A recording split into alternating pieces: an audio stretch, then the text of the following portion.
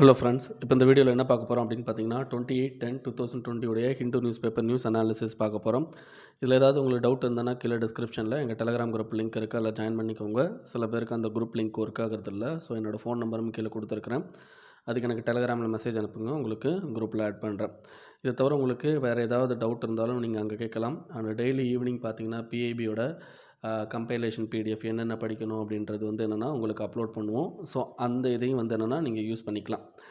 இப்போ பார்த்தீங்கன்னா அன்அகாடமி லைவில் நான் எஜுகேட்டராக இதாக இருக்கிறேன். ஓகேங்களா. ஸோ நீங்கள் அன்அகாடமி லைவில் நீங்கள் டெய்லி லைவ் கிளாஸஸ் பார்க்கலாம். அண்ட் பார்த்தீங்கன்னா இப்போ டிஎன்பிஎஸ்சிக்காக பார்த்தீங்க அப்படின்னா உங்களுக்கு குரூப் 1காண்டியும் அண்ட் டிஎன்யூஎஸ்ஆர்பியில் நடக்க போகிற இப்போ எக்ஸாமுக்காண்டியும் கிளாஸஸ் போய்கிட்டு இருக்கு. ஸோ நீங்கள் அதில் ஜாயின் பண்ணிக்கலாம். ஸோ இதை பொறுத்த வரைக்கும் உங்களுக்கு நிறையா டெஸ்ட் சீரிஸ் உங்களுக்கு டெய்லி டெஸ்ட் சீரிஸ் இருக்கும். ஸோ டெய்லி டெஸ்ட் சீரிஸில் என்ன அப்படின்னு பார்த்தீங்கன்னா உங்களுக்கான சிலபஸ் எல்லாத்தையும் அவங்க கொடுத்துருவாங்க. ஓகேவா. இது தவிர என்ன அப்படின்னு பார்த்தீங்கன்னா நீங்கள் டிஎன்பிஎஸ்சி ப்ளஸ்ஸை நீங்கள் சப்ஸ்கிரைப் பண்ணிக்கலாம். ஓகேங்களா. ஸோ ப்ளஸ்ஸை சப்ஸ்கிரைப் பண்ணிங்க அப்படின்னா உங்களுக்கு என்ன பெனிஃபிட்லாம் கிடைக்கும் அப்படின்னா நீங்கள் அங்கே போடுற எல்லா வீடியோஸையும் பார்த்துக்கலாம். அதை தவிர என்ன அப்படின்னு பார்த்தீங்கன்னா ஏற்கனவே நிறைய எஜுகேட்டர் வீடியோ போட்டிருப்பாங்க, அந்த வீடியோஸையும் பார்த்துக்கலாம். ஓகேங்களா. ஸோ நீங்கள் இது இதுக்கு மட்டும்தான் யூஸ் பண்ணணும், என்னோட வீடியோஸ் மட்டும்தான் பார்க்கணும் அப்படின்னு அவசியம் இல்லை. எல்லார் வீடியோவும் உங்களால் பார்க்க முடியும். ஓகேங்களா. இதுக்கடுத்து இதில் பிளான்ஸ் இருக்குது. ஓகேங்களா. 1 மந்த்து, 3 மந்த்து, 6 மந்த்துன்னு. ஸோ இப்போ 12 மந்த் பிளான் எடுத்திங்க அப்படின்னா 1000 ருபீஸு. அதில் என்னோட கோடு யூஸ் பண்ணிங்க அப்படின்னா GRU10 அப்படின்னு சொல்லிட்டு கோடை யூஸ் பண்ணிங்க அப்படின்னா உங்களுக்கு 10% டிஸ்கவுண்ட் கிடைக்கும். 6300 பே பண்ணால் போதும். ஓகேங்களா. உங்களுக்கு கிரெடிட் கார்டு ஃபெசிலிட்டியும் கொடுத்துருக்காங்க. ஸோ உங்களுக்கு மந்த்லி இஎம்ஐ ஆப்ஷனும் இருக்குது. ஸோ பார்த்தீங்க அப்படின்னா உங்களுக்கு 300 to 400 தான் என்னென்னா உங்களுக்கு இஎம்ஐ ஆப்ஷனில் வரும் மந்த்லி. இது உங்களுக்கு டெய்லி பார்த்தீங்க அப்படின்னா 11லேருந்து 12 ரூபாய்க்குள்ளே தான் வரும். ஓகேங்களா. ஸோ இதில் பார்த்தீங்க அப்படின்னா நோ காஸ்ட் இஎம்ஐ. ஓகேங்களா. ஸோ அதையும் மறந்துடாதீங்க. ஓகேங்களா. இவ்வளோதாங்க. இன்றைக்கி என்னென்னா நம்ம இப்போ நியூஸ் போயிடலாம். இப்போ நியூஸில் பார்த்தீங்க அப்படின்னா நேற்றே பார்த்தோம், யூஎஸ்க்கும் இந்தியாவுக்கும் இடையில் 2+2 டயலாக் நடக்குது அப்படின்றத பார்த்தோம். ஓகேங்களா. ஸோ அந்த மீட்டிங் முடிஞ்சு போச்சு. ஸோ அந்த மீட்டிங்கில் என்னென்ன அவுட்கம் வந்துச்சு அப்படின்றது தான் இந்த ஆர்டிக்கலில் கொடுத்துருக்காங்க. ஓகேங்களா. ஸோ நமக்கு ஆல்ரெடி இந்த பிஇசிஏ அக்ரிமெண்ட்டை பற்றி உங்களுக்கு நான் ஃபுல்லாக எக்ஸ்ப்ளனேஷன் பண்ணிட்டேன். இதை தவிர சில விஷயங்கள் இருக்குது, அது என்னென்ன எக்ஸ்ப்ளனேஷன் அப்படின்றத கொடுக்கலாம். ஓகேங்களா. பிஎஸ்சிஏ அப்படின்றது என்னென்னா ஜியோஸ்பேஷியல் கோஆப்ரேஷன் அக்ரிமெண்ட். அதாவது என்னென்னு பார்த்தீங்கன்னா பிஇசிஏ அப்படின்னா பேசிக் எக்ஸ்சேஞ்ச் கோஆப்ரேஷன் அக்ரிமெண்ட் இன் ஜியோஸ்பேஷியல். ஓகேங்களா. அதாவது ஜியோஸ்பேஷியலில் கோஆப்ரேஷன். ஓகேங்களா. ஜியோஸ்பேஷியலில் கோஆப்ரேஷன் அப்படின்னா என்ன அர்த்தம் அப்படின்னா நம்மளுடைய மிலிட்ரிக்கும் ஓகேங்களா நம்மளோட மிலிட்ரிக்கும் அண்ட் அவங்களோட மிலிட்ரிக்கும் நம்ம என்ன பண்ணுவோம் அப்படின்னு பார்த்தீங்கன்னா லொக்கேஷன் ஷேர் பண்ணிப்போம். இந்த லொக்கேஷன் ஷேர் பண்ணுறதுனா என்ன மீனிங் அப்படின்னா நம்ம ப்ரிசைஸ் அட்டாக் பண்ணுறதுக்கு ஏதாவது ஒரு இடத்த நம்ம ப்ரிசைஸாக அட்டாக் பண்ணுறதுக்கு என்ன இந்த லொக்கேஷன் ஷேரிங் அப்படின்றது ரொம்ப ரொம்ப யூஸ்ஃபுல்லாக இருக்கும். ஸோ இது ஒரு விஷயம்.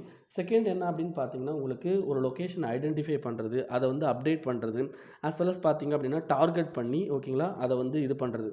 இது எந்தெந்த ஏரியா லேண்டு மட்டும்தான் பண்ண முடியுமா இல்லை, இது மிக முக்கியம். லேண்ட் அண்ட் சி இந்த 2 ஏரியாவில் என்னென்னா இந்த மாதிரியான விஷயங்களை பண்ண முடியும். ஸோ அதுக்கு அவங்க ஹெல்ப்பும் பண்ணுறாங்க ஆஸ் பர் பிஇசிஏ அக்ரிமெண்ட்.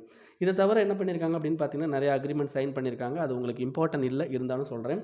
அது என்னென்னா technical cooperation in earth observation and earth sciences, அதில் ஒரு அக்ரிமெண்ட் சைன் ஆகிருக்கு. இதை தவிர global centre for nuclear energy partnership அது ஒன்று சைன் ஆகிருக்கு.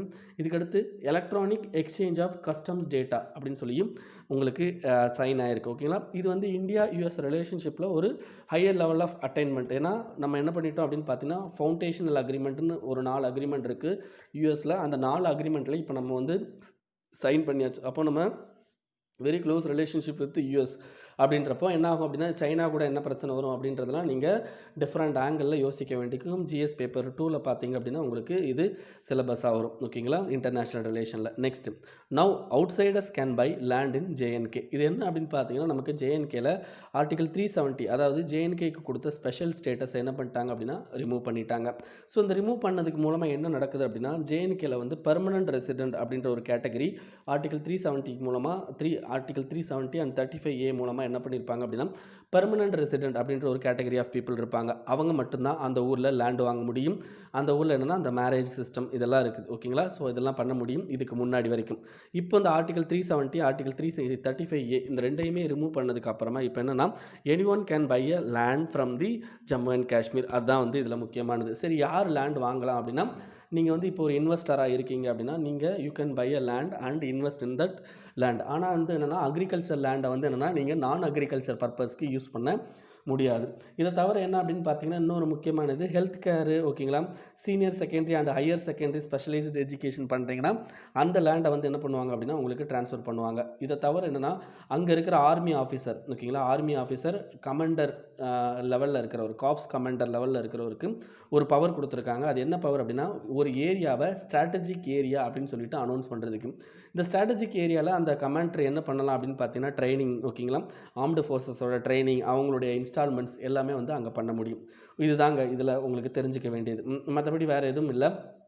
இதில் என்ன அப்படின்னு பார்த்தீங்கன்னா ஹவு ஃபெடரல் சிஸ்டம் அப்படின்னா இந்தியாவுக்கும் இதுக்கு முன்னாடி காஷ்மீர் அப்படின்ற ஒரு ஸ்டேட்டுக்கு வந்து என்னென்னா ஒரு தனி அந்தஸ்து இருந்துச்சு ஓகேங்களா. ஸோ அதனால் ஃபெடரல் சிஸ்டம் அப்படின்றது மெயின்டைன் ஆச்சு. இப்போ என்னென்னா சென்ட்ரல் கவர்மெண்ட் என்ன பண்ணியிருக்காங்கன்னா யூனிட்டரி டிசிஷன் எடுத்து ஓகேங்களா, அவங்களே டிசிஷன் எடுத்து ஜம்மு அண்ட் காஷ்மீருக்கான ஸ்பெஷல் ஸ்டேட்டஸை ரிமூவ் பண்ணிட்டாங்க. ஸோ அந்த திங்கிங்கில் இங்கே ஃபெடரல் சிஸ்டம் எப்படி அஃபெக்ட் ஆகுது அப்படின்ற மாதிரி ஏதாவது ஒரு கொஷின் கேட்டாங்க அப்படின்னா இதை எக்ஸாம்பிளாக நீங்கள் காட்ட முடியும். அவ்வளோதான்.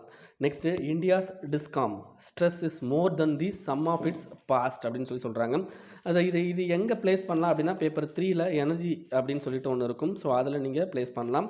சரி, இந்த ஆர்டிக்கலில் என்ன சொல்லியிருக்காங்க அப்படின்றத பார்க்கலாம்.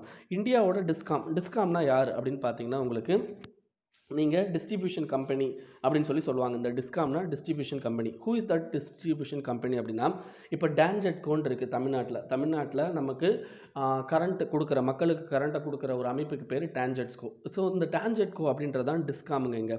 ஸோ டிஸ்காம் என்ன பண்ணும் அப்படின்னு பார்த்தீங்கன்னா உங்களுக்கு யார் வந்து கரண்ட்டை ப்ரொடியூஸ் பண்ணுறாங்களோ அவங்ககிட்ட இருந்து ப்ரொக்யூர் பண்ணி யார் எதுக்கு கொடுத்துக்கும் அப்படிங்கிறது கன்சியூமருக்கு பிரித்து கொடுக்கும் ஓகேங்களா. ஸோ இவங்க ஒரு இன்டர்மீடியரி மாதிரிங்க. டிஸ்காம்ங்கிறது டிஸ்ட்ரிபியூஷன் கம்பெனி அப்படின்னு சொல்கிறது ஒரு லைக் அவங்க வந்து யார் அப்படின்னு பார்த்தீங்கன்னா ஒரு இன்டர்மீடியரி ஓகேங்களா. அப்போ இன்டர்மீடியரி அப்படின்ற போது இப்போ இதுக்கு பர்ச்சேஸ் பண்ணுறாங்க, யார்கிட்ட இருந்து ஒரு ப்ரொடியூசர்கிட்டருந்து பர்ச்சேஸ் பண்ணுறாங்க. அப்போ அந்த பர்ச்சேஸ் பண்ணுறதுக்கு அமௌண்ட் கொடுக்கணும் ஓகேங்களா. அதே மாதிரி என்ன பண்ணுறாங்க அப்படின்னா கன்சியூமருக்கு அந்த கரண்ட்டை கொடுக்குறாங்க. அப்போ கன்சியூமர் என்ன பண்ணணும் அப்படின்னு பார்த்தீங்கன்னா டிஸ்காமுக்கு அமௌண்ட் பே பண்ணணும். இப்போ என்ன ஆகுது அப்படின்னு பார்த்தீங்கன்னா டிஸ்காமில் மிகப்பெரிய லெவலில் இஷ்யூஸ் இருக்குது. எப்படி அப்படின்னு பார்த்தீங்கன்னா மிகப்பெரிய லெவலில் லாஸில் போய்கிட்டு இருக்குது டிஸ்காம்ஸ். அது ஏன் அப்படின்றத நம்ம பார்க்கலாம். ஸோ இதை பற்றி நீங்கள் தெரிஞ்சுக்கிறதுக்கு முன்னாடி நீங்கள் உஜ்வால் டிஸ்காம் அஷூரன்ஸ் யோஜனா அப்படின்னு சொல்லிட்டு ஒரு யோஜனா இருக்குங்க. அந்த யோஜனா வேணால் நீங்கள் படிச்சுட்டு வேணால் அந்த ஆர்டிக்கல் வந்து படிச்சிங்கன்னா தெரியும். இப்போ என்னென்னா கிட்டத்தட்ட நிறைய ப்ராப்ளம் வந்து என்ன ஆகிட்டுருக்கு அப்படின்னு பார்த்தீங்கன்னா இந்த டிஸ்காம் இதில் வந்து என்னென்னா க்ரியேட் ஆகிட்டுருக்கு. அதில் என்னென்ன ப்ராப்ளம் அப்படின்னு பார்த்தீங்கன்னா உங்களுக்கு எஃபிஷியன்சியில் அவங்க மோசமான நிலைமையில் இருக்காங்க. இது ரெண்டாவது என்னென்னா ஹை லாஸ் ஓகேங்களா. ஹை லாஸஸ் வந்து அதிகமாக க்ரியேட் ஆகுது. லைக் என்ன லாஸ் அப்படின்னு சொல்லுவாங்கன்னா aggregate, technical and commercial loss அப்படின்னு சொல்லுவாங்க.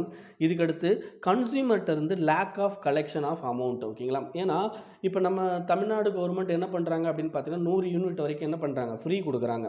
ஸோ இந்த மாதிரி ஃப்ரீ கொடுத்துட்டு அதுக்கப்புறம் வந்து என்னென்னா அந்த கலெக்ஷன் சிஸ்டம் பார்த்திங்கன்னா அந்த அளவுக்கு எஃபெக்டிவாக இருக்க மாட்டேங்குது. அந்த லேக் ஆஃப் கலெக்ஷன் அப்படின்றது இங்கே மோசமான நிலைமையில் இருக்குது அப்படின்ற ஒரு விஷயம். இதை தவிர என்ன அப்படின்னு பார்த்தீங்கன்னா ரெகுலேஷன் ஓகேங்களா. இதுக்கு கொடுக்குற ரெகுலேஷன், இந்த டிஸ்காம்ஸுக்கு நம்ம கொடுக்குற ரெகுலேஷன், இந்த ரெகுலேஷனால் என்ன ஆகுது அப்படின்னு பார்த்தீங்கன்னா நிறைய டிஸ்காம்ஸ் வந்து பாதிக்கப்படுது. அதுலேயும் இந்த ரெகுலேஷன்ஸில் உங்களுக்கு என்ன ஆகும் அப்படின்னு பார்த்தீங்கன்னா கவர்மெண்ட் வந்து மணி பே பண்ண வேண்டியிருக்கும். யாருக்குன்னா டிஸ்காமுக்கு. எப்படி அப்படின்னா இந்த கன்சியூமர்ஸுக்கு வந்து என்ன பண்ணுறாங்க அப்படின்னா டிஸ்காம்ஸ் வந்து என்ன பண்ணுறாங்க அப்படின்னா கரண்ட்டை கொடுக்குறாங்க. பட் இதில் ஸ்டேட் கவர்மெண்ட் இடையில உள்ள வந்து என்ன பண்ணும் அப்படின்னு பார்த்தீங்கன்னா இந்த ஃபார்மர்ஸுக்கு சப்சிடி கொடுக்குறோம். அதேமாதிரி வந்து என்னென்னா இந்த 100 யூனிட் வரைக்கும் செலவு பண்ணால் ஃப்ரீ அப்படின்ற மாதிரிலாம் கொடுக்குறாங்கல்ல, அதுக்கு அமௌண்ட் வந்து என்ன பண்ணணும் ஸ்டேட் கவர்மெண்ட் டிஸ்காம் கம்பெனிக்கு கொடுக்கணும். அப்படி கொடுத்தா தான் அந்த அமௌண்ட்டை வச்சு அவங்க என்ன பண்ண முடியும் ப்ரொடியூசர்கிட்டருந்து ப்ரொக்யூர் பண்ண முடியும். ஆனால் என்ன பண்ண மாட்டேங்கிறாங்க அப்படின்னா இந்த ரெகுலேட்டரி ஃப்ரேம் ஒர்க்னால இவங்க நிறைய லெவலில் பாதிக்கப்படுறாங்க ஓகேங்களா. ஸோ அப்போ இது அடுத்த ஒரு பிரச்சனை. இதுக்கடுத்து இன்னொரு முக்கியமான பிரச்சனை அப்படின்னு பார்த்தீங்கன்னா எவ்வளோ அந்த கரெக்டான ஒரு யூனிட்டுக்கு எவ்வளோ கரெக்டான அமௌண்ட்டோ அந்த காஸ்ட் ரிஃப்ளெக்டிவ் ஓகேங்களா. காஸ்ட் ரிஃப்ளெக்டிவ் டேரிஃப் வந்து இருக்கிறதில்ல. இவங்க என்ன பண்ணுறாங்க அப்படின்னா சப்சிடின்ற பேரில் கம்மியாக கொடுக்குறாங்க. ஆட்டோமேட்டிக்காக அது யாருக்கு பாதிப்பு ஏற்படுது அப்படின்னு பார்த்தீங்கன்னா டிஸ்காம் கம்பெனிஸ்க்கு வந்து பாதிப்பு ஏற்படுது. கிட்டத்தட்ட 1.8 lakh crore கிட்ட என்ன ஆகிட்டு இருக்குது அப்படின்னு பார்த்தீங்கன்னா உங்களுக்கு அமௌண்ட் வந்து யாருக்கு கொடுக்க வேண்டியிருக்கு அப்படின்னு பார்த்தீங்கன்னா இவங்களுக்கு கொடுக்க வேண்டியிருக்கு. யாருக்கு? அந்த டிஸ்காம் கம்பெனிஸ் வந்து ப்ரொடியூசருக்கு கொடுக்க வேண்டியிருக்கு. ஸோ இந்த அளவுக்கு வந்து என்னென்னா நம்ம கடன் வச்சுருக்கோம் அந்த டிஸ்காமில் ஓகேங்களா. இதை தான் வந்து என்ன இதில் இவர் பேசிக்கிட்டு இருக்காரு ஓகேங்களா.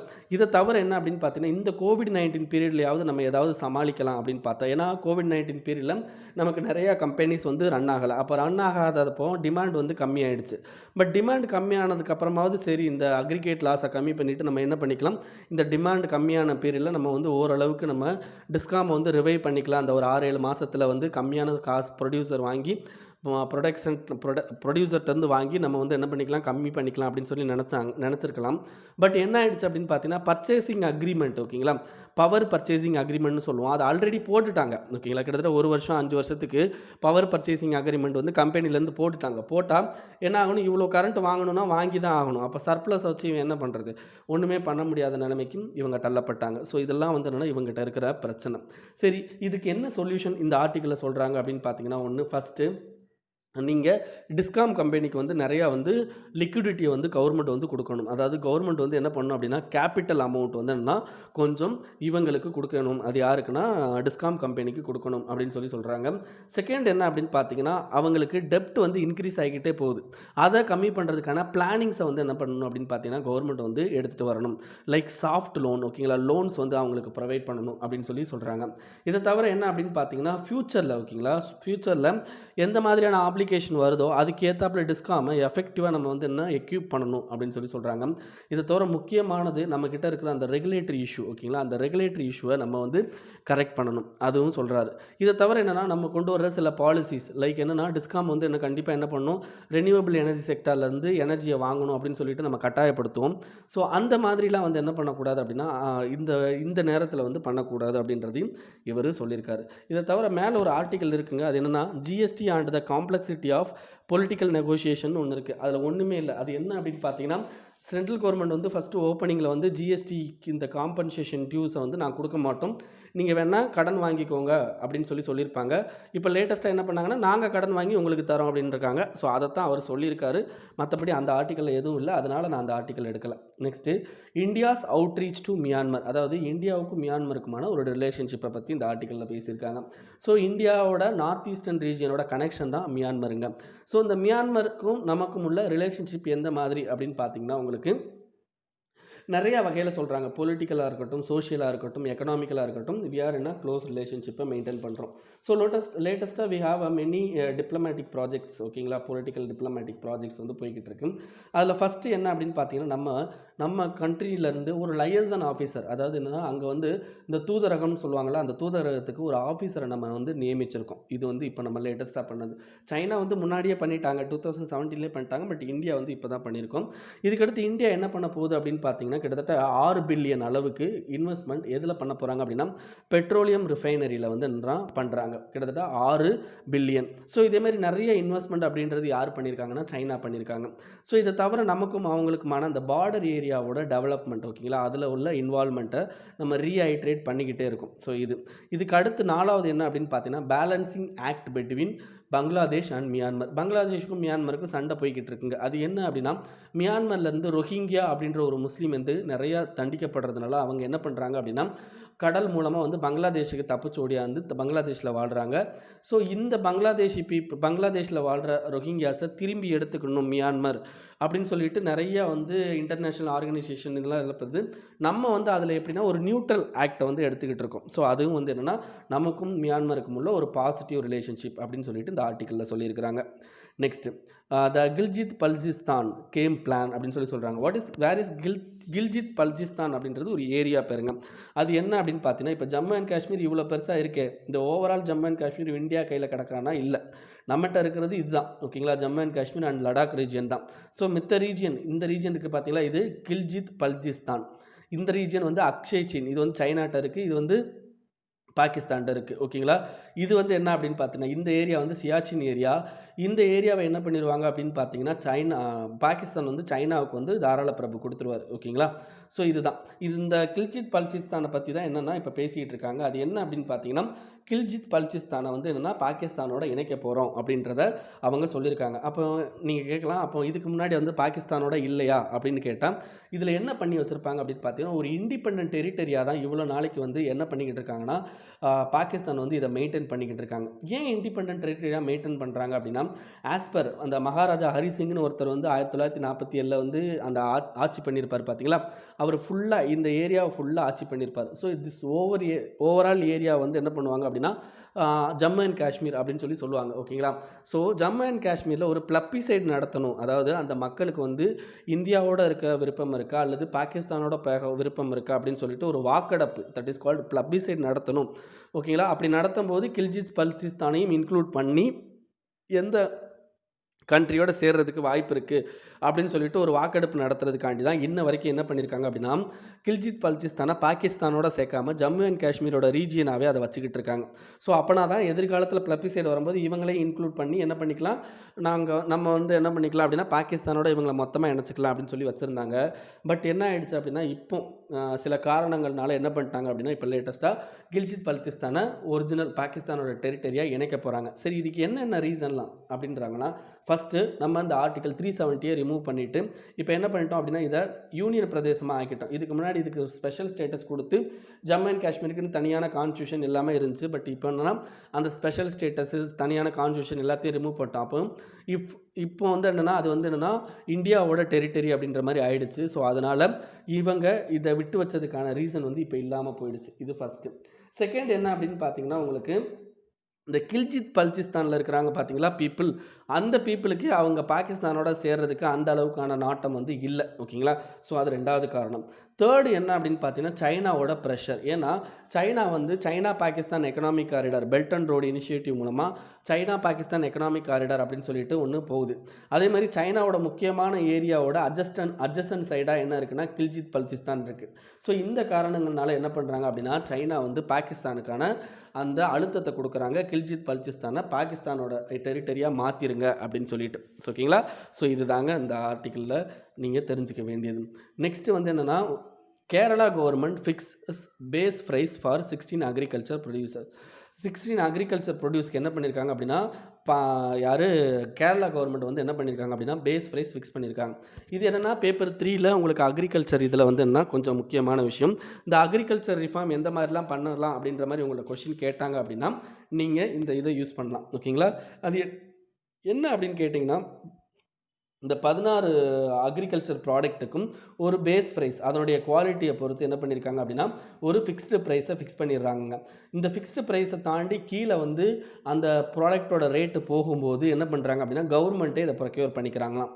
த்ரூ என்னென்னா லோக்கல் கவர்மெண்ட் மூலமாக ப்ரொக்யூர் பண்ணிக்கிறாங்க. இது தாங்க இந்த ஆர்டிக்கிளில் நீங்கள் தெரிஞ்சுக்க வேண்டியது. ஸோ இது என்ன பண்ணும் அப்படின்னு பார்த்தீங்கன்னா, ஃபார்மர்ஸுக்கும் ஒரு எந்தூசியாசம் கொடுக்கும். ஓகேங்களா? நியூ ஃபார்மர்ஸாக இருக்கட்டும், ஓல்டு ஃபார்மர்ஸாக இருக்கட்டும், அவங்களுக்கு ஒரு நம்பிக்கையும் இது வந்து என்னென்னா கொடுக்கறதுக்கு வாய்ப்பு அதிகமாக இருக்குது. ஸோ அதுதான் இந்த ஆர்டிக்கிளில் நீங்கள் தெரிஞ்சுக்கணும்.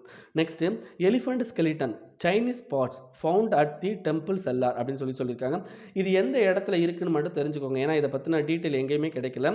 திருவயம்குடி டெம்பிள், ஓகேங்களா? கேரளாவில் திருவயம்குடி டெம்பிள்னு கோட்டயம் இடத்துல இருக்குது. கோட்டயமில் திருவேயம்குடி டெம்பிள்னு ஒன்று இருக்குது. அங்கே வந்து சிவபெருமான் டெம்பிள் இது. ஸோ அந்த டெம்பிளில் வந்து என்னென்னா இதை கண்டுபிடிச்சிருக்காங்க. Next, India designates 18% based in பாக்கஸ் டெரரிஸ்ட். ஓகேங்களா? இந்தியா வந்து என்ன பண்ணியிருக்காங்க அப்படின்னா 18% டெரரிஸ்ட் அப்படின்னு சொல்லிட்டு என்ன பண்ணியிருக்காங்க அப்படின்னா முத்திரை குத்தியிருக்கோம். ஓகேங்களா? ஸோ இப்போ லேட்டஸ்ட்டாக என்ன பண்ணுவாங்க அப்படின்னா அன்லாஃபுல் ஆக்டிவிட்டீஸ் ப்ரிவென்ஷன் ஆக்டில் என்ன பண்ணுவாங்க அப்படின்னா அமெண்ட்மெண்ட் 2019 கொண்டு வருவாங்க. ஸோ இந்த அமெண்ட்மெண்ட் கொண்டு வர்றதுக்கு முன்னாடி வரைக்கும் எப்படி இருக்கும் அப்படின்னா, இப்போ நம்ம கவர்மெண்ட் ஏதாவது ஒருத்தரை வந்து என்ன பண்ணலாம் அப்படின்னா டெரரிஸ்ட்டாக வந்து டெசிக்னேட் பண்ணுறது வந்து இண்டிவிஜுவலை வந்து பண்ணக்கூடாது. ஏதாவது ஒரு ஆர்கனைசேஷன், ஒரு என்ஜிஓ அந்த மாதிரி விஷயங்கள் என்னென்னா டெரரிஸ்ட் ஆர்கனைசேஷனாக பண்ண முடியுமே தவிர ஒரு இண்டிவிஜுவல் வந்து டெரரிஸ்ட் அப்படின்னு சொல்லிட்டு முத்திரை குத்த முடியாது. பட் இப்போ லேட்டஸ்ட்டாக 2019 கொண்டு வந்த அமெண்ட்மெண்ட் மூலமாக என்ன பண்ணலாம் அப்படின்னா ஈவன் இண்டிவிஜுவல் பர்சனையும் என்ன பண்ணலாம் அப்படின்னு பார்த்தீங்கன்னா உங்களால் சென்ட்ரல் கவர்மெண்ட்டால் அவங்க டெரரிஸ்ட் அப்படின்னு சொல்லிட்டு முத்திரை குத்த முடியும். ஓகேங்களா? ஸோ 2019 இன்னும் நிறைய அமெண்ட்மெண்ட் இருக்குது. அதெல்லாம் இதில் பார்த்துக்கோங்க. ஓகேங்களா? நெக்ஸ்ட் என்ன அப்படின்னு பார்த்தீங்கன்னா உங்களுக்கு PM lauds beneficiary of scheme for street vendors. அதாவது ஸ்ட்ரீட் வெண்டார் அப்படின்றவங்களுக்கு என்ன பண்ணுறாங்க, ஸ்ட்ரீட் வெண்டார்னால் இப்போ ரோட்டு கடை போடுறாங்கல்ல அவங்களுக்கு வந்து என்ன கிட்டத்தட்ட ஒவ்வொருத்தருக்கும் 10,000 ரூபாய்கள். ஓகேங்களா? 10,000 ரூபாய் வித்தவுட் கொலாட்ரல். அதாவது நீங்கள் எந்த விதமான கொலாட்ரலும் வைக்காமல் நீங்கள் வந்து 10,000 வரைக்கும் லோன் வாங்கிக்கலாம் அப்படின்றது தான். இது எந்த மினிஸ்ட்ரி கீழே வருது அப்படின்னா மினிஸ்ட்ரி ஆஃப் ஹவுசிங் அஃபேர்ஸுக்கு கீழே வருது. எந்த ஒரு இது பண்ணுறாங்கன்னா சிட்பி. ஓகேங்களா? சிட்பி தான் வந்து இந்த இதை எடுத்து பண்ணிக்கிட்டு இருக்காங்க. ஓகேங்களா? ஸோ இதை தவிர என்னென்னா இது வந்து 2022 வரைக்கும் என்னென்னா இந்த ஸ்கீமை வந்து பண்ண போகிறாங்க. இதில் ஸ்ட்ரீட் வெண்டார்ஸ் லைக் இந்த இட்லி கடை போட்டிருக்கவங்க, சின்ன சின்ன கடைகள் வச்சுருக்கவங்க இதில் பங்கு பெறலாம். ஸோ இதை தவிர இன்னும் எக்ஸஸாக நீங்கள் தெரிஞ்சுக்கணும் அப்படின்னா இந்த வெப்சைட்டில் போய்ட்டு படிங்க. ஓகேங்களா? Next, negative to negative or zero growth but firm recovery on அப்படின்னு சொல்கிறாங்க. ஸோ நம்ம ஃபினான்ஸ் மினிஸ்டர் என்ன சொல்லியிருக்காங்க அப்படின்னா, இப்போ லேட்டஸ்ட்டாக வேர்ல்டு எக்கனாமிக் அவுட்லுக், ஓகேங்களா, வேர்ல்டு எக்கனாமிக் அவுட்லுக் அப்படின்னு சொல்லிட்டு ஒரு இண்டெக்ஸ் வெளியாகும். அது யார் வெளியிடுவாங்கன்னா ஐஎம்எஃப் வெளியிடுவாங்க.